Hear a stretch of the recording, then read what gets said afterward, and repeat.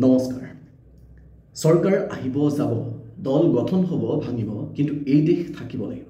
এই বিখ্যাত উক্তিটো আছিল ভাৰতৰ প্ৰয়াত প্ৰাক্তন প্ৰধানমন্ত্ৰী ভাৰত ৰত্ন অটল বিহাৰী বাজপেয়ী।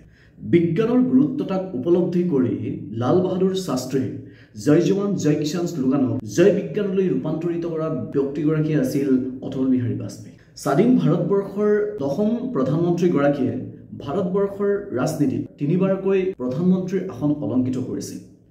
তেওঁ তিনিবাৰকৈ যদিও আসন অলংকৃত কৰিছিল, 1996 চনত প্ৰধানমন্ত্ৰীৰ আসন অলংকৃত কৰা তেওঁৰ কাৰ্যকালৰ দিন আছিল মাত্ৰ 13। ইয়াৰ পৰৱৰ্তী সময়ছোৱাত 1998 আৰু 99 চনত তেওঁ প্ৰধানমন্ত্ৰীৰ পদ অলংকৃত কৰিছিল কেৱল মাত্ৰ 13 মাহৰ বাবে।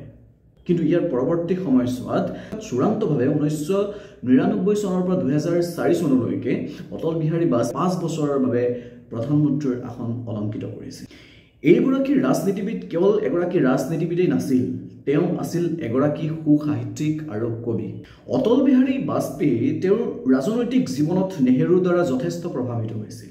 সংসদত প্ৰদান কৰা সাৱলীল বক্তব্য শুনি পণ্ডিত জৱাহৰলাল নেহেৰুৱে এদিন ভৱিষ্যতবাণী কৰিছিল যে অটল এদিন ভাৰতবৰ্ষৰ প্ৰধানমন্ত্ৰী হ'ব। সেই বিখ্যাত ৰাজনীতিবিদ অটল বিহাৰী বাজপেয়ীয়ে ভাৰতবৰ্ষৰ নব্য ভাৰত গঢ়াৰ ক্ষেত্ৰত অপৰিহাৰ্য চেষ্টা কৰিছিল।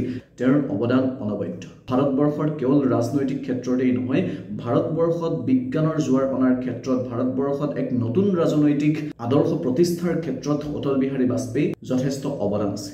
সেইগৰাকী মহান ৰাজনীতিবিদৰ আজি তেওঁৰ মৃত্যুদিন। আজিৰ এই পবিত্ৰ মৃত্যুদিনটোত অটল বিহাৰী বাজপেয়ীক আমি শ্ৰদ্ধাৰে সোঁৱৰিছোঁ। ধন্যবাদ।